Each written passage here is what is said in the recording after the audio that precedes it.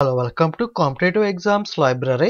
Video చూస్తున్న వాళ్ళలో ఇంకెవరైనా ఛానల్ సబ్స్క్రైబ్ చేయకుండా చూస్తుంటే కనుక తప్పకుండా ఛానల్ని సబ్స్క్రైబ్ చేసుకుని ఫాలో అవ్వండి. సో నెక్స్ట్ నేను అప్లోడ్ చేసే ఎటువంటి వీడియోస్ కూడా మీరు మిస్ అవ్వకుండా అయితే చూడొచ్చు. సో మనకి ఆర్పిఎఫ్ నోటిఫికేషన్ అయితే విడుదలైంది కదా. ఈ వీడియోలో మనం 6 ఫిబ్రవరి 2019లో జరిగిన railway production force RPF constable previous పేపర్లో అడిగిన 50 జనరల్ అవేర్నెస్ బిట్స్ అయితే డిస్కస్ చేద్దాం. సో మనకి ఆర్పిఎఫ్ కానిస్టేబుల్ కానీ ఎస్ఐ కానీ దీంట్లో మెజారిటీ క్వశ్చన్స్ అనేవి చూసుకున్నట్లయితే 120 ప్రశ్నల్లో మెజారిటీ స్కోరింగ్ సబ్జెక్ట్ మనకి 50 ప్రశ్నలు అనేవి జనరల్ అవేర్నెస్ నుండి రావడం అయితే జరుగుతుంది.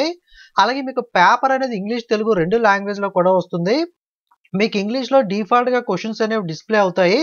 పైన లాంగ్వేజ్ ఆప్షన్ అనేది ఉంటుంది. ఇక్కడికి వెళ్ళి మీరు ఏ లాంగ్వేజ్ కావాలితే తెలుగు మీకు ఇతర లాంగ్వేజ్ కావాలితే ఇతర లాంగ్వేజ్ అనేది అయితే పైకి వెళ్ళి అయితే మీరు చూస్ చేసుకోవాల్సి అయితే ఉంటుంది.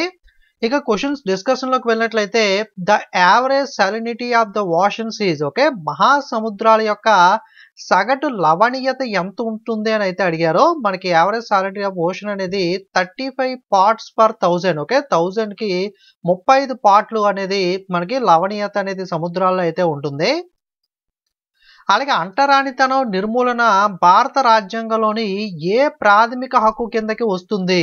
Okay, the abolition of untouchability comes under which fundamental rights of Indian constitution? Indian constitution లో ఈ అబిలిషన్ ఆఫ్ టచబిలిటీ అనేది అంటరానితన నిర్మూలన అనేది ఏ ప్రాథమిక హక్కు, ఏ ఫండమెంటల్ రైట్ కింద వస్తుంది అని అడిగారో. మనకి రైట్ టు ఈక్వాలిటీ, ఓకే, సమానత్వపు హక్కు కిందకైతే ఇది రావడం జరుగుతుంది. పాలిటీ అనేది చాలా ఇంపార్టెంట్ మనకి, ముఖ్యంగా ఆర్టికల్స్ రిలేటెడ్ ఇన్ఫర్మేషన్ మొత్తం కూడా మీరు కంప్లీట్గా ప్రిపేర్ అవ్వాలి. పాలిటీలో ఆర్టికల్స్ రిలేటెడ్గా కన్ఫామ్గా మనకి ప్రతి ఎగ్జామ్లో కూడా మనకైతే ప్రశ్న అయితే వస్తుంది. సో ఇవి ఆర్పిఎఫ్కే కాదు, రైల్వే గ్రూప్ డి వీటికి కూడా యూజ్ అవుతాయి కాబట్టి మీరు వీడియోస్ అనే వాటిని మిస్ అవ్వకుండా చూడండి. రిలేటెడ్ ఇన్ఫర్మేషన్తో సహా మీకైతే ఎక్స్ప్లెయిన్ చేస్తాను. సమానత్వపు హక్కు, రైట్ టు ఈక్వాలిటీ అనేది మనకి ఆర్టికల్ 14 నుండి 18 దాకా, ఆర్టికల్ 14 నుండి 18 దాకా అయితే మనకి కవర్ అవుతాయి. ఓకే, ఆర్టికల్ 14 అంటే ఇది చట్టం ముందు అందరూ కూడా సమానమే, ఎవరికి ఎటువంటి కూడా నిష్పక్షపాతత ఉండదు, ఎవరికి ఎక్కువ తక్కువ అనేది ఉండదు. మనకి లా ముందు అందరూ కూడా equal, okay, equal before law అంటారు కదా, చట్టం ముందు అందరూ సమానులు. అలాగే ఆర్టికల్ 15 అనేది మతము, జాతి, కులము, లింగము లేదా పుట్టిన ప్రదేశం ఆధారంగా వివక్షత అనేది నిషేధించడం. అంటే మీరు పలానా మతం వాళ్ళనో, పలానా జాతి వాళ్ళనో, లేదా పలానా కులం వాళ్ళనో, లేదా మీరు ఒక మేల్ అనో ఫీమేల్ అనో, లేదా మీరు ఒక ప్లేస్లో పుట్టారని చెప్పి మీ పట్ల వివక్షత అనేది చూపించడం అనేది అయితే చెయ్యకూడదు. దాన్ని అయితే నిషేధించడం ఆర్టికల్ 15 చెప్తుంది. ఆర్టికల్ 16 అనేది ప్రభుత్వ ఉపాధి విషయాల్లో సమాన అవకాశాలు, అంటే గవర్నమెంట్ ఎంప్లాయ్మెంట్లో మనకి అందరికీ కూడా ఈక్వల్ ఆపర్చునిటీ అనేది కల్పించడం. ఆర్టికల్ 17 అనేది అంటరానితనాన్ని నిర్మూలించడం. ఆర్టికల్ 18 అనేది బిరుదుల రద్దు, ఓకే, ఇవన్నీ కూడా మనకి రైట్ టు ఈక్వాలిటీ సమానత్వ హక్కు కిందకైతే రావడం జరుగుతుంది. Okay, article 14 equality before law, 15 prohibition of discrimination, 16 equality of opportunity in public employment, 17 abolition of untouchability, 18 abolition of titles. ఇవన్నీ కూడా ఇంపార్టెంట్ మనకి. ఆర్టికల్స్ వీడియో కూడా మీరు ఒకసారి అప్డేటెడ్ వీడియో ఒకసారి మళ్ళీ అవన్నీ కూడా ఇంపార్టెంట్ జీకే మనకి పాలిటీ ఇవన్నీ కూడా అప్లోడ్ చేస్తాను, ఛానల్ ఫాలో అవుతూ ఉండండి. Next, who was called as the father of local self government in India? Okay, భారతదేశంలో స్థానిక స్వపరిపాలన పితామహుడిగా ఎవరిని పరిగణిస్తారో అని అడిగారు. సో హిస్టరీ రిలేటెడ్గా గ్రూప్ డిలో మనకి హిస్టరీ అనేది అయితే సిలబస్లో మెన్షన్ చేయలేదు. బట్ ఆర్పిఎఫ్కి అయితే మనం ఖచ్చితంగా హిస్టరీ అనేది కూడా డీప్గా అయితే ప్రిపేర్ అవ్వాలి. గ్రూప్ డిలో హిస్టరీ నుండి క్వశ్చన్స్ రావచ్చు, జీకే పరంగా 1-2 క్వశ్చన్స్ చాలా తక్కువ రావచ్చు, సిలబస్లో మెన్షన్ చేయనప్పటికీ కూడా ప్రీవియస్ పేపర్ బేస్ చేసుకుని చెప్తున్నాను. బట్ ఆర్పిఎఫ్లో అయితే మాత్రం క్లియర్గా మెన్షన్ చేసేది కాబట్టి డీప్గా మనం అయితే హిస్టరీ అనేది నెగ్లెక్ట్ చేయకుండా ప్రిపేర్ అవ్వాలి. అలాగే జాగ్రఫీ, భూగోళ శాస్త్రం కూడా మనకి ఎక్స్ట్రాగా మనకి గ్రూప్ డి కాకుండా సిలబస్లో ఉంటుంది కాబట్టి దాన్ని కూడా ప్రిపేర్ అయితే అవ్వాలి. సో మనకి స్థానిక స్వపరిపాలన పితామహుడు ఎవరు అంటే లోకల్ సెల్ఫ్ గవర్నమెంట్ ఫాదర్గా ఎవరిని పిలుస్తారో అంటే లార్డ్ రిప్పన్ అయితే పిలవడం జరుగుతుంది. అలాగే the traditional glove puppet show Pavakoothu belongs to which state? సాంప్రదాయ గ్లోవ్ తోలుబొమ్మల ప్రదర్శన పావకూతు అనేది ఏ రాష్ట్రానికి సంబంధించిన షో అని అయితే అడిగారో. ఈ పప్పెట్ షో అనేది తోలుబొమ్మల ఆట అనేది మనకి పావకూతు అనేది కేరళ రాష్ట్రానికి సంబంధించిన మనకి ఈ పప్పెట్ షో అనేది కేరళ రాష్ట్రానికి సంబంధించింది. ముఖ్యంగా మనకి డాన్స్ ఫామ్స్ అనేది చాలా చాలా ఇంపార్టెంట్ మనకి. నృత్యాలు మనకి క్లాసికల్ డాన్స్ కానీ, ఫోక్ డాన్సెస్ కానీ, అలాగే ఈ డాన్స్ ఫామ్‌లో ప్రముఖ పర్సన్స్ ఎవరైతే ఉంటారో, డాన్స్ ఫామ్ రిలేటెడ్ పర్సన్స్ ఎవరైతే ఉంటారో మనకి కేళిచరణ్ మహాపాత్ర, రుక్మిణీదేవి ఇలా కొంతమంది ఉంటారు కదా! అలాగే డాన్స్ రిలేటెడ్ పర్సన్స్ కానీ, అలాగే డాన్స్ రిలేటెడ్ పర్సన్స్‌కి వచ్చిన ముఖ్యమైన అవార్డ్స్ కానీ, ఓకే. ఈ విధంగా డాన్స్ రిలేటెడ్‌గా ఆర్ట్ అండ్ కల్చర్ టాపిక్‌లో రిలేటెడ్‌గా మనకి డాన్స్ ఫామ్ మీద ఏదో ఒక రకంగా అయితే ప్రశ్నలైతే అడుగుతారు కాబట్టి ఖచ్చితంగా మిస్ అవ్వకుండా ఈ టాపిక్ మీరు చూసుకోవాలి. Next on which advice Gandhi spent A year travelling around the British India to know the land and the people. So ఎవరి సలహా మేరకు మహాత్మా గాంధీ గారు ఒక సంవత్సరం పాటు బ్రిటిష్ ఇండియాలో పర్యటించి ఓకే భూమి మరియు ప్రజల గురించి తెలుసుకున్నాడు. ఓకే, గాంధీ గారు ఒకరు చెప్తే మనకి ఈ విధంగా బ్రిటిష్ ఇండియా అంతా కూడా ఒక సంవత్సరం పాటు తిరిగి అక్కడ ల్యాండ్ అలాగే పీపుల్ గురించి అయితే తెలుసుకోవడం జరిగింది. గాంధీ గారికి ఇది ఎవరు చెప్పారు అంటే గనక గోపాలకృష్ణ గోఖలే. మీకు ఈ క్వశ్చన్‌కి డైరెక్ట్‌గా ఆన్సర్ తెలియకపోయినా మనకి political Guru of Mahatma Gandhi. Okay, ఈ క్వశ్చన్ మీరు చాలా సార్లు చూసే ఉంటారు. Political Guru of Mahatma Gandhi కూడా ఎవరు అంటే గోపాలకృష్ణ గోఖలేనే. ఆ పాయింట్ మీద మీరు బేస్ చేసుకొని సో దీన్ని మనకి కొంతవరకు ఆప్షన్ ఎలిమినేషన్ ప్రకారం సో అది అయ్యే అవకాశం ఉంది కాబట్టి మీరు దీన్ని ఆన్సర్‌గా అయితే ఎంచుకోవచ్చు. And which of the following dynasty was credited with the construction of Pancharathas in the Mahabalipuram. ఈ క్రింది వాటిలో పంచరథాల నిర్మాణానికి ఘనత వహించిన మహాబలిపురంలోని రాజవంశము ఏది? ఓకే, ఆన్సర్ వచ్చేసరికి పల్లవ రాజవంశం అనేది దీనికి సంబంధించింది. సో హిస్టరీ మీద క్వశ్చన్స్ అయితే అడుగుతారు. గ్రూప్ డీలో అడగడు కానీ దీనికైతే మీరు ఖచ్చితంగా డీప్గా అయితే ప్రిపేర్ అవ్వాలి. With an increase in altitude the atmospheric pressure dash. Okay, ఎత్తులో పెరుగుదల ఉండడంతో వాతావరణ పీడనం ఏమవుతుంది? ఓకే, వాతావరణ పీడనం అనేది తగ్గుతుంది, డిక్రీజెస్. ఓకే, అలాగే నీతి Aayog was setup in the year dash. Okay, నీతి ఆయోగ్ ను ఏ సంవత్సరంలో ఏర్పాటు చేశారు? 2015 సంవత్సరంలో అయితే నీతి ఆయోగ్ ని ఏర్పాటు చేశారు. నీతి ఆయోగ్ గురించి మనం హూయిస్కు వీడియోలో చాలా సార్లు అయితే చెప్పుకోవడం జరిగింది.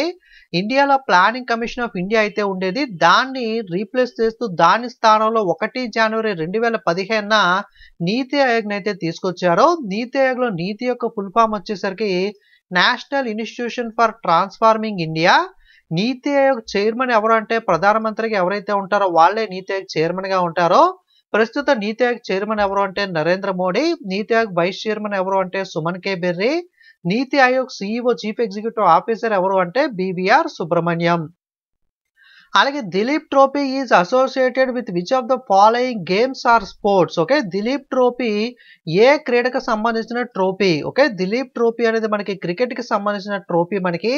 సో స్పోర్ట్స్ రిలేటెడ్ గా ఖచ్చితంగా మనకి రైల్వేలో ప్రశ్నలు అయితే అడగటం జరుగుతుంది. స్పోర్ట్స్ రిలేటెడ్ గా టర్మ్స్ ఉంటాయి కదా, అంటే క్రికెట్ లో ఎల్బిడబ్ల్యూ అని, ఓకే బేల్స్ అని, ఓకే లేదా మనకి బ్యాడ్మింటన్ లో లవ్ అనే పదం, ఇలాంటి కొన్ని పదాలు ఉంటాయి. స్పోర్ట్స్ రిలేటెడ్ టెర్మినాలజీ అనేది కానీ, అలాగే స్పోర్ట్స్ రిలేటెడ్ ట్రోఫీస్ కానీ, అలాగే స్పోర్ట్స్ రిలేటెడ్ పర్సన్స్ కానీ, అలాగే స్పోర్ట్స్ వెన్యూస్ అంటే మనకి ఏషియన్ గేమ్స్ అనేవి ఈ సంవత్సరం ఎక్కడ జరిగాయి, నెక్స్ట్ ఎక్కడ జరగబోతున్నాయి, ఓకే దాన్ని ఎవరు విన్ అయ్యారు, ఐపీఎల్ కానీ, క్రికెట్ 20 వరల్డ్ కప్ కానీ, ఐపీఎల్ వరల్డ్ కప్ కానీ, ఫీఫా వరల్డ్ కప్ కానీ, అలాగే ఫీఫా వరల్డ్ కప్ లో గోల్డెన్ బాల్ ఇలాంటి అవార్డ్స్ ఇస్తారు కదా, అవార్డ్స్ కానీ, ఐసీసీ అవార్డ్స్ కానీ, క్రికెట్ అవార్డ్స్ కానీ, ఇలా ఏదో ఒక రకంగా స్పోర్ట్స్ లో అయితే మనకి ప్రశ్నలు అయితే రావడం జరుగుతుంది. కాబట్టి ప్రతిదీ కూడా స్పోర్ట్స్ లో స్టాటిక్ జీకే, కరెంట్ అఫైర్స్ రెండింటి పరంగా కూడా మీరైతే అస్సలు నెగ్లెక్ట్ చేయకుండా ప్రిపేర్ అవ్వాల్సిన టాపిక్ మనకి. Next what is the duration of panchayati? Panchayati యొక్క వ్యవధి ఎంత ఉంటుంది? పంచాయతీ యొక్క కాల వ్యవధి ఎంత ఉంటుంది అంటే 5 సంవత్సరాలు అనేది పంచాయతీ యొక్క వ్యవధి అయితే ఉంటుంది.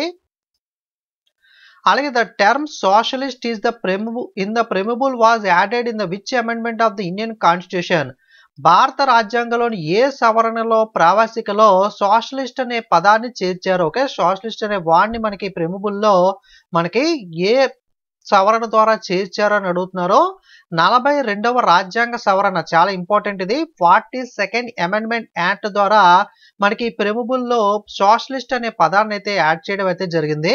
రిలేటెడ్ ఇన్ఫర్మేషన్ చూసుకున్నట్లయితే మనకి ఆర్టికల్ 51A అనేది ఫండమెంటల్ డ్యూటీస్ ప్రాథమిక విధులకు సంబంధించిన ఆర్టికల్. మనకి ప్రాథమిక విధులు మొత్తం ఎన్ని ఉన్నాయంటే 11 ప్రాథమిక విధులు అయితే ఉన్నాయి. 10 ప్రాథమిక విధులు ఏవైతే 10 ఫండమెంటల్ డ్యూటీస్ ఉన్నాయో దీనిని 10 ప్రాథమిక విధుల్ని కూడా 1976 సంవత్సరంలో 42వ రాజ్యాంగ సవరణ 42nd అమెండ్మెంట్ యాక్ట్ ద్వారా మనకి జత చేయడం అయితే జరిగింది. తర్వాత 86వ రాజ్యాంగ సవరణ 86th అమెండ్మెంట్ యాక్ట్ ద్వారా 2002లో మరొక దాన్ని అయితే మనకి యాడ్ చేయడం అయితే జరిగింది. ఓకే, 42వ రాజ్యాంగ సవరణ చట్టం ద్వారా 1976లో 10 ప్రాథమిక విధులను రాజ్యాంగంలో చూపిస్తే 86వ రాజ్యాంగ సవరణ చట్టం 2002 ద్వారా మరొకటి అయితే జత చేయడం జరిగింది. టోటల్ గా 10+1 11 అయితే అవడం జరిగింది. అలాగే ఫండమెంటల్ డ్యూటీస్ ని రికమెండ్ చేసిన కమిటీ ఎవరు అంటే కనుక సర్దార్ స్వరణ్ సింగ్ కమిటీ అయితే రికమెండ్ చేయడం అయితే జరిగింది. ఇవన్నీ కూడా రిపీటెడ్ గా రైల్వే ఎగ్జామ్స్ లో అడుగుతూ ఉంటాడు. ఇప్పుడు చెప్తున్న ఇన్ఫర్మేషన్ మొత్తం కూడా మీకు. అలాగే మనకి ఈ 42వ రాజ్యాంగ సవరణ చట్టం 1976 42వ 42nd కాన్స్టిట్యూషనల్ అమెండ్మెంట్ యాక్ట్ ద్వారా మనకి ఇందాక ప్రశ్న అయితే అడిగారు కదా, సోషలిస్ట్ అనే పదాన్ని ఏ సవరణ ద్వారా చేర్చారు అని చెప్పి. ఈ సోషలిస్ట్ అలాగే సెక్యులర్ అలాగే ఇంటిగ్రిటీ అంటే సోషలిస్ట్ సెక్యులర్ మరియు ఇంటిగ్రిటీ అనే పదాలు ఏవైతే ఉన్నాయో వీటిని మనకి మూడింటిని ఒకదాన్ని కాదు ఈ మూడింటిని కూడా 1976 42వ రాజ్యాంగ సవరణ ద్వారా మనకి ఈ ప్రిమబుల్లో అయితే మనకి జత చేయడం అయితే జరిగింది.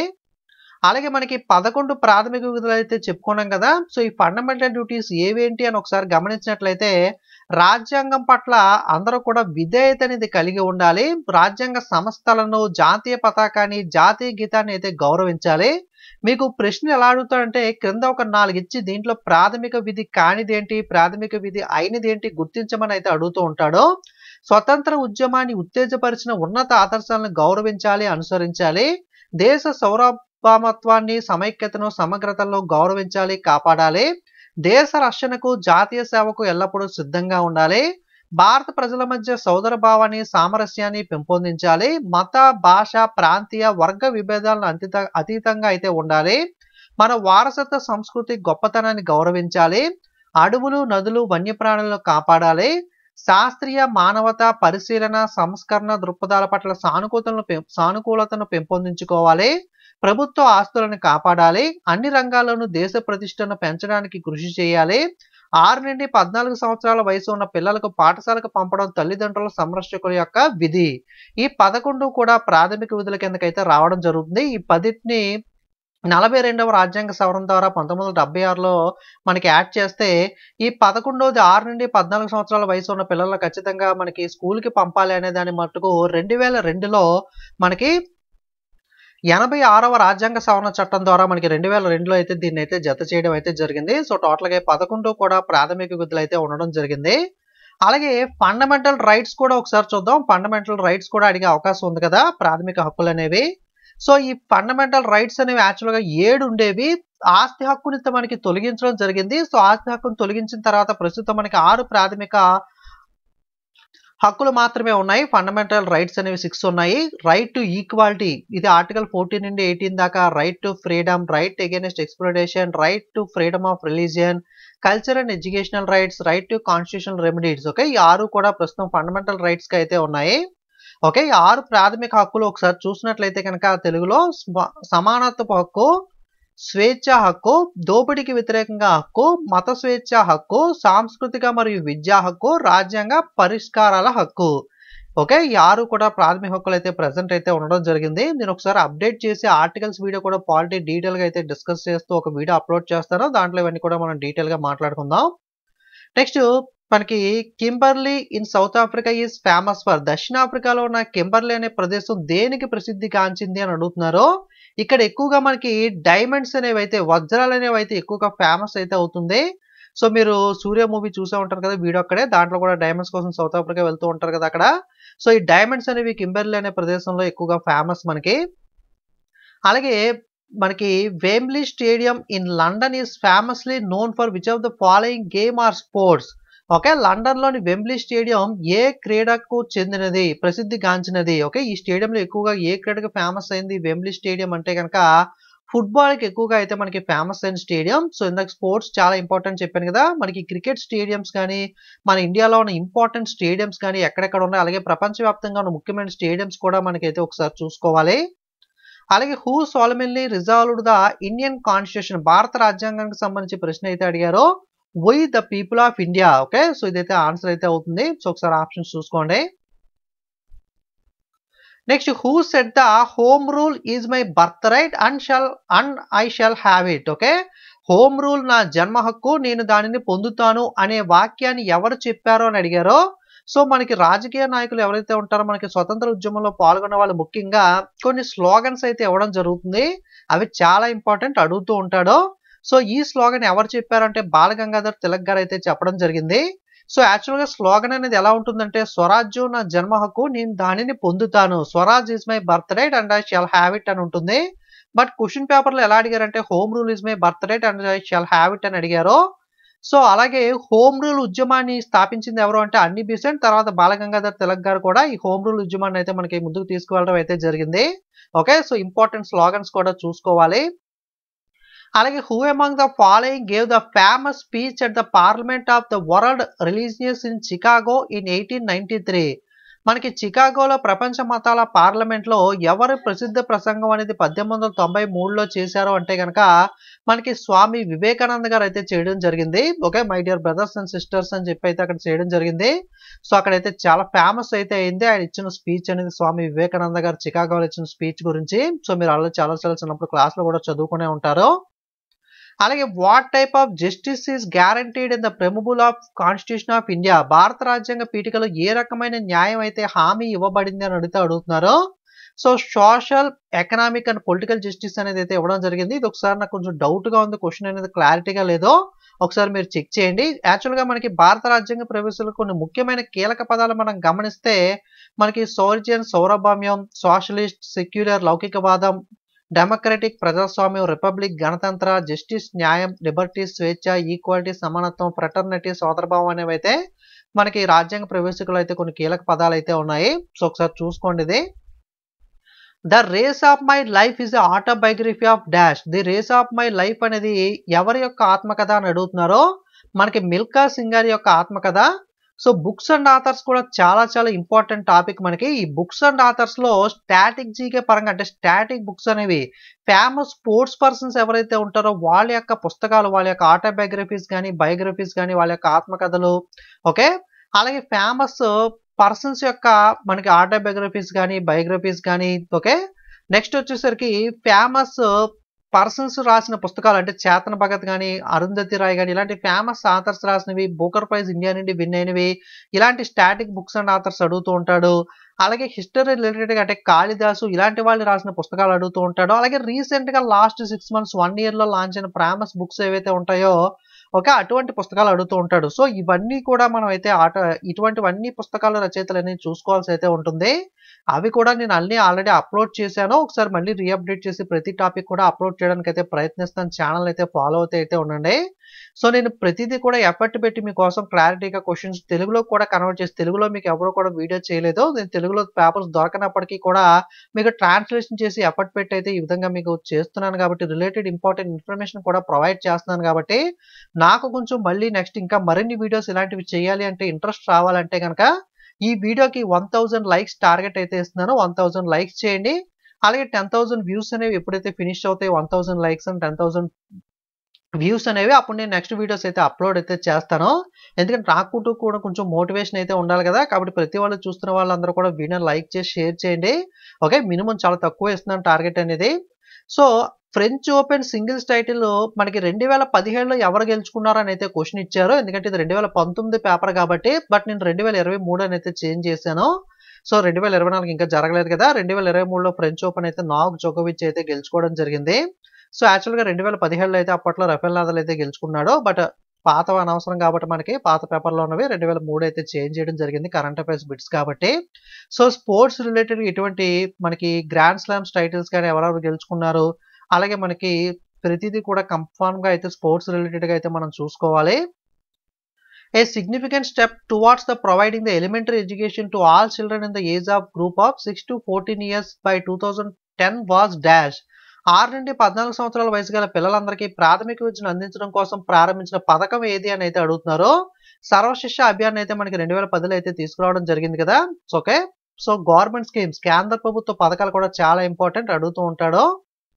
Who gave the title Raja to the Rammohan Roy. Raja Rammohan Roy గారికి మనకి యాక్చువల్గా రామ్మోహన్ రాయ్ పేరు ఉండేది, రాజా అనే బిరుదును ఎవరిచ్చారో అని అయితే అడుగుతున్నారు. సో ఇటువంటి బిరుదులు మహాత్మా గాంధీ గారు మనకి మహాత్మా అనే బిరుదుని ఎవరిచ్చారు? సో ఇలాంటివి కూడా అడుగుతూ ఉంటాడు.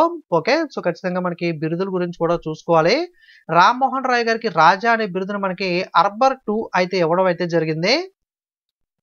Who is the chairman of all zonal councils? Okay. అన్ని మండల పరిషత్తుల చైర్మన్ గా ఎవరు ఉంటారు అంటే యూనియన్ హోమ్ మినిస్టర్, కేంద్ర హోంశాఖ మంత్రి అయితే ఉంటారో. When was the capital transferred from Kolkata to Delhi in the British India? British ఇండియాలో కోల్కతా నుండి ఢిల్లీకి రాజధాని ఎప్పుడు బదిలీ చేశారని అడుగుతున్నారు. 1911వ సంవత్సరంలో అయితే మనకి బదిలీ చేయడం అయితే జరిగింది. అప్పట్లో మనకి ఇప్పుడు కోల్కతా అని అయితే అంటున్నారు కదా, కలకత్తా అనేవాళ్ళు అప్పుడు. Which of the following represents the group of similar cells performing a specific function? ఏది నిర్దిష్ట ఫంక్షన్ నిర్వహించే సారూప్య కణాల సమూహాన్ని సూచిస్తుంది అని అడిగారు. సో కణజాలాలు, టిష్యూస్ అయితే అంటారో. సో బయాలజీ, జనరల్ సైన్స్ లో మనం ఫిజిక్స్, కెమిస్ట్రీ, బయాలజీ కూడా ప్రిపేర్ అవ్వాలి. చాలా మంది సిలబస్ లో బయాలజీ లేదు కదా, ప్రిపేర్ అవ్వాలా వద్దు అని అనుకుంటారో. బయాలజీ అనేది ఇక్కడ మీకు డైరెక్ట్ గా ఇవ్వడం, జనరల్ లైఫ్ సైన్స్ అని అయితే ఇస్తాడు. Life science is nothing but మనకి బయాలజీ, జువాలజీ, హ్యూమన్ బాడీ ఇవన్నీ కూడా టాపిక్స్ అన్ని కూడా మనకి లైఫ్ సైన్స్ లో అయితే కవర్ అయితే అవుతాయి. Which state is the major producer of mulberry silk in India? Okay. ప్రస్తుతం భారతదేశంలో మలబారీ పట్టును ఎక్కువగా పండిస్తున్న రాష్ట్రం ఏది అని అడిగారో. కర్ణాటకలో ఎక్కువ పండిస్తూ ఉంటారో. ఇటువంటి ఫేమస్ ఏదైతే రాష్ట్రాల్లో ఎక్కువ వరి పండించే రాష్ట్రం ఏది? గోధుమలు ఎక్కువగా ఏ రాష్ట్రంలో పండిస్తారు? స్టీల్ ఎక్కువగా ఏ రాష్ట్రంలో ఉత్పత్తి అవుతుంది? ఓకే. జింక్ ఎక్కడ ఉత్పత్తి అవుతుంది? ఇలాంటివి కొన్ని ఉంటాయి మనకి భారతదేశంలో రాష్ట్రాల్లో కొన్ని ఉత్పత్తులు ఎక్కువగా జరుగుతూ ఉంటాయి. అటువంటివి వాటి మీద అయితే ప్రశ్నలు అడుగుతూ ఉంటాడు, ఖచ్చితంగా చూసుకోవాలి. అలాగే which of the following aims at securing and enhancing the right and entitlements of the person with disabilities? దివ్యాంగ వ్యక్తుల హక్కులు మరియు అర్హతలను సురక్షితం చేయడానికి, మెరుగుపరచడానికి ఏర్పాటు చేసిన చట్టం ఏది అని అడుగుతున్నారో. Rights of person with disability act 2006. Okay. దివ్యాంగుల రైట్స్ కోసం మనకి right of person with disabilities act 2016 అయితే చేశారో. అలాగే which term was replaced instead of unity of the nation in the preamble of the Indian constitution? భారత రాజ్యాంగ పీఠికలో unity of the nation అనే పదానికి బదులుగా భర్తీ చేసిన పదం ఏది అని అయితే అడుగుతున్నారో. Unity and integrity of the nation, దేశం యొక్క ఐక్యత మరియు సమగ్రత అనే పదాన్ని యూనిటీ ఆఫ్ ద నేషన్ అనే పదానికి బదులుగా అయితే మనకి యాడ్ చేయడం అయితే జరిగింది. Next which of the following quantities have the newton as the SI unit? Okay. ఏ వాటికి న్యూటన్ అనే ఎస్ఐ యూనిట్ కలిగి ఉందని అడుగుతున్నారు. వెయిట్ మరియు ఫోర్స్ వాటికి న్యూటన్ అనే ఎస్ఐ యూనిట్ అయితే ఉంటుంది. సో ఎస్ఐ యూనిట్స్ మనకి భౌతిక శాస్త్రం, ఫిజిక్స్ లో ఎస్ఐ యూనిట్స్ టాపిక్ అనేది కూడా చాలా ఇంపార్టెంట్, ఖచ్చితంగా అడుగుతాడు, చూసుకోవాలి. Which of the following is the factor of determining the climate of India? Okay. భారతదేశంలో వాతావరణాన్ని నిర్ణయించే అంశం ఏది అని అడుగుతున్నారో. లాటిట్యూడ్, ఎత్తు, హిమాలయన్ మౌంటైన్స్, హిమాలయ పర్వతాలు, distribution of land and water. Okay. మనకి భూమి, నీళ్ళు అనేవి ఎంత శాతంలో డిస్ట్రిబ్యూట్ అయి ఉన్నాయి, ఇలాంటివన్నీ కూడా మనకి క్లైమేట్ ఆఫ్ ఇండియాని మనకి నిర్ణయించడానికి అయితే మనకి తోడ్పడతాయి. Which of the following which one of these are created for the administration of big cities? పెద్ద నగరాల పరిపాలన కోసం సృష్టించబడినది ఏది అని అడుగుతున్నారో. Municipal corporation. ఓకే. మనకి సిటీస్ లో, బిగ్ సిటీస్ లో మనకి చూసుకున్నట్లయితే మున్సిపల్ కార్పొరేషన్ అయితే ఉంటుంది కదా. ఓకే. మున్సిపల్ కార్పొరేషన్ ఆన్సర్ అవుతుంది. Which of the following tissues give the stiffness to the plants? మొక్కలకి ఏ కణజాలం మొక్కలకు దృఢత్వాన్ని అయితే ఇస్తుందని అడుగుతున్నారో. స్క్లెరోచిమా. ఓకే. ప్రొనౌన్సియేషన్ చూసుకోండి. స్క్లెరోచిమా అనేది మనకి కణజాలం మొక్కల యొక్క స్టిఫ్నెస్ కి అయితే తోడ్పడుతుంది. ఇది లైఫ్ సైన్స్ బయాలజీ కిందకి అయితే వస్తుంది క్వశ్చన్ అనేది. Nagarjuna Sagar project is constructed across the river? Nagarjuna Sagar project ఏ నది పైన నిర్మించబడింది అని అడిగారు. కృష్ణా నది పైన అయితే నిర్మించబడింది. నదులు అనేవి, అలాగే నదుల యొక్క ఉపనదులు, నదుల పైన కట్టబడిన ప్రాజెక్టులు, డ్యాములు, ఓకే, అలాగే వాటర్ రేవులు, విమానాశ్రయాలు, ఇటువంటివన్నీ కూడా స్ట్రాటజీకే పరంగా అడుగుతూ ఉంటాడు, చూసుకోవాలి ఖచ్చితంగా. Which of the following converts the pressure vibrations from the sound waves into the electrical signals into the human air? ఏది క్రింది వాటిలో మానవ చెవి లోపల ధ్వని తరంగాల నుండి ప్రేరణ ప్రకంపాలను విద్యుత్ సంకేతాలుగా మారుస్తుంది అని అయితే అడుగుతున్నారో. కోక్లియా. ఈ కోక్లియా అనేది ఏదైతే ఉందో, సో దీన్ని మనకి సౌండ్ వేవ్స్ ఎలక్ట్రికల్ సిగ్నల్ గా అయితే హ్యూమన్ ఎయిర్ లో, మానవ చెవిలో అయితే మనకి ఈ విధంగా ట్రాన్స్లేట్ అయితే చేస్తుంది. Albert Park circuit, Monaco circuit, Canadian Grand Prix are associated with which of the following sports? Okay. మనకి ఆల్బర్ట్ పార్క్ కానీ, సర్క్యూట్, అలాగే Monaco circuit, Canadian Grand Prix అనే పదాలు ఏ క్రీడకు సంబంధించినవి అంటే car racing. Okay. Grand Prix titles ఉంటాయి కదా, ఫార్ములా 1 రేస్ అనేది. ఫార్ములా 1 అన్న, గ్రాండ్ ప్రిక్స్ అన్న, కార్ రేసింగ్ అన్న ఒకటే, దీనికి సంబంధించినవి. కెనడియన్ గ్రాండ్ ప్రిక్స్ కానీ, ఆస్ట్రేలియన్ గ్రాండ్ ప్రిక్స్, మనకి విన్ అవుతూ ఉంటారు కదా. Which one of the following state is also known as the molasses basin. Okay, ఏ రాష్ట్రాన్ని మనకి మొలాసిస్ బేసిన్ అని కూడా పిలుస్తారు అంటే మిజోరాం రాష్ట్రాన్ని మొలాసిస్ బేసిన్ అని కూడా పిలవడం జరుగుతుంది. Which of the following is the colourless gas with the smell of rotten eggs. కుళ్ళిన కోడిగుడ్ల వాసనతో కూడిన రంగులేని వాయువు ఏది అనేది అడుగుతున్నారు. Hydrogen sulphide. Which day was the observed as the direct action day by the Jinnah. So Jinnah అంటే దుబాయ్ సీన్లో జిన్నా కాదు, జిన్నా బాయ్. జిన్నా అంటే మనకి అలీ మహమ్మద్ జిన్నా ఉంటారు కదా, ఆయన డైరెక్ట్ యాక్షన్ డే కింద ఏ రోజుని ప్రకటించారు అంటే 16 ఆగస్టు 1946. 16 ఆగస్టు 1946న డైరెక్ట్ యాక్షన్ డేగా మహమ్మద్ అలీ జిన్నా అయితే ప్రకటించడం జరిగింది. Which of the following ranges in a part of Kashmir Himalayas. Kashmir హిమాలయాల్లో భాగమైనది ఏంటి అని అయితే అడుగుతున్నారు. కారకోరం రేంజ్ ఏదైతే ఉంటుందో ఇది మనకి హిమాలయాలకు సంబంధించింది. మహాభారత, నాగటిబా, మిస్మి హిల్స్ అనేవి అయితే కాదు. ఓకే, కారకోరం హిమాలయ రేంజ్ లో అయితే ఉంటుంది. సో జాగ్రఫీ, భూగోళ శాస్త్రం కూడా మనం అయితే ఆర్పిఎఫ్కి ప్రిపేర్ అవ్వాలి. హిస్టరీ, భూగోళ శాస్త్రం ఎక్స్ట్రాగా. Maximum land is devoted for which of the following purpose in India. Okay, ఎక్కువ శాతం ల్యాండ్ అనేది భారతదేశంలో దేని పర్పస్ కోసం, దేని ప్రయోజనం కోసం గరిష్ట భూమి భారతదేశంలో కేటాయించబడింది అంటే వ్యవసాయానికి, అగ్రికల్చర్కి అయితే ఎక్కువ కేటాయించడం జరిగింది. Who own the golden boot in FIFA world cup 2018. So ఇది 2019 ఎగ్జామ్ కాబట్టి 2018లో ఫీఫా వరల్డ్ కప్ లో మనకి గోల్డెన్ బూట్ ఎవరు గెలుచుకున్నారని అడిగారు. అప్పట్లో హరికేన్ అయితే గెలుచుకోవడం జరిగింది. రీసెంట్ గా ఏమన్నా ఫీఫా కానీ ఇలాంటి గేమ్స్ గెలుచుకుంటే దాంట్లో అవార్డ్స్ ఎవరు గెలుచుకున్నారు, రీసెంట్ గా ఐపీఎల్ అయితే ఐపీఎల్ విన్నర్స్ కానీ ఇటువంటి ఇంపార్టెంట్ పాయింట్స్ అన్ని కూడా చూసుకోవాలి. What is the chemical formula for marble. పాలరాయి యొక్క రసాయన సూత్రం ఏంటి అని అడిగారు. ఫార్ములా, కెమికల్ ఫార్ములాస్ అయితే కెమిస్ట్రీలో ఖచ్చితంగా అడుగుతూ ఉంటాడు. CaCO3 కెమికల్ ఫార్ములాస్ కానీ, అలాగే మనకి వైటమిన్స్, సైంటిఫిక్ నేమ్స్ కానీ, ఓకే, ఇటువంటివన్నీ కూడా కెమిస్ట్రీలో ఈక్వేషన్స్ కానీ, గ్లూకోజ్ ఈక్వేషన్ ఉంటుంది కదా, ఇటువంటి ఈక్వేషన్ సాల్వింగ్ కానీ, ఓకే, అటువంటివన్నీ కూడా కెమిస్ట్రీలో చూసుకోవాలి. The amount of heat energy produced అనే complete combustion of 1 kg of fuel is called. 1 kilo ఇంధనం యొక్క పూర్తి దహనంపై ఉత్పత్తి చేయబడిన ఉష్ణస్థితి మొత్తాన్ని ఏమని పిలుస్తారు అంటే కెలోరిఫిక్ విలువ అని అయితే పిలుస్తారు. Which one of the following planets is known as the red planet. Okay, క్రింది వాటిలో ఏ గ్రహాన్ని ఎర్ర గ్రహం, రెడ్ ప్లానెట్ అని పిలుస్తారు అంటే మార్స్ గ్రహాన్ని అయితే మనకి పిలవడం జరుగుతుంది. ఓకే, అంగారక గ్రహం. Which of the following constitution is called as the Saptarishi. Saptarishi మండలం అంటూ ఉంటారు కదా, మనకి ఆకాశంలో నక్షత్రాలన్నీ కూడా ప్యాటర్న్స్ లో ఫామ్ అవుతూ ఉంటాయి. సో ఈ క్రింది వాటిలో దేన్ని సప్తఋషి అంటారంటే ఊర్సా మేజర్. ఓకే, ఈ ఊర్సా మేజర్ అనేది ప్రధానంగా 7 నక్షత్రాల ఆస్ట్రిజం నుండి పిలువబడుతుంది. ఇతర పేర్లతో దీన్ని బిగ్ డిప్పర్ అని, వాగన్ అని, చార్లెస్ వైన్ అని, ది ప్లాఫ్ అని కూడా ఈ సప్తఋషి మండలం ఊర్సా మేజర్ అయితే పిలవడం అయితే జరుగుతుంది. The new Sustainable Development Goals of the United Nations proposes ending poverty of all types by the ఐక్యరాజ్య సమితి కొత్త సుస్థిర అభివృద్ధి లక్షణాల పేదరికాన్ని అంతం చేయడానికి టార్గెట్ ఇయర్ ఎప్పుడు ఇచ్చింది అంటే 2030 సంవత్సరం అయితే ఇవ్వడం జరిగింది. An ordinance passed by the president ceased to operate dash from the resemble of the parliament. రాష్ట్రపతి ఆమోదించిన ఆర్డినెన్స్ ను డాష్ నుండి ఆపరేట్ చేయడాన్ని నిలిపివేస్తుంది. Okay, on the expiry of 6 weeks, 6 వారాల ఎక్స్పైరీ తర్వాత అయితే సో మనకి దీన్ని అయితే సీజ్ చేయడం అయితే జరుగుతుంది. And which of the following state a martial art from called Paika Akhada is performed. Okay, Paika Akhada అనే యుద్ధ కళను ఏ రాష్ట్రంలో మనకి ప్రదర్శిస్తారో అంటే ఒడిస్సా రాష్ట్రంలో ప్రదర్శిస్తారో. లోక్ అదాలత్ అనేది దేని బేస్ చేసుకుని ఉంటుంది అంటే గాంధీయన్ ప్రిన్సిపల్ అయితే బేస్ చేసుకుని లోక్ అదాలత్ అనేది అయితే పనిచేస్తుంది. The transformation of the larva into the adult through the drastic changes is called. తీవ్రమైన మార్పుల ద్వారా లార్వా పెద్దవారిగా మారడాన్ని ప్రక్రియను ఏమని పిలుస్తారు అంటే మెటామార్ఫోసిస్, అంటే రూప ప్రక్రియ లేదా రూపాంతరం అని అయితే పిలవడం జరుగుతుంది. ఇంగ్లీష్లో మెటామార్ఫోసిస్ అని అయితే అంటారు. సో ఇది మనకి 50 బిట్లు మనకి 2019లో అడిగిన ఆర్పిఎఫ్ కానిస్టేబుల్ కి సంబంధించినవి. సో మీకు చెప్పాను కదా 10,000 వ్యూస్ అలాగే 1,000 లైక్స్ టార్గెట్ అయితే ఇస్తున్నాను. ప్రతి వాళ్ళు ఖచ్చితంగా వీడియోకి లైక్, కామెంట్, షేర్ చేయడం మర్చిపోకండి. సో మీరు కొంచెం నాకు కనుక ఎఫర్ట్ పెట్టి అది కంప్లీట్ చేసినట్లయితే నాకు కూడా మోటివేషన్ వస్తుంది కాబట్టి నెక్స్ట్ మరిన్ని వీడియోస్ అయితే మిస్ అవ్వకుండా కూడా చేయడానికి అయితే ట్రై చేస్తాను. ఖచ్చితంగా ఇంకా సబ్స్క్రైబ్ చేయకుండా చూస్తున్న ప్రతి వాళ్ళు ఛానల్ సబ్స్క్రైబ్ చేసి ఫాలో అవ్వండి.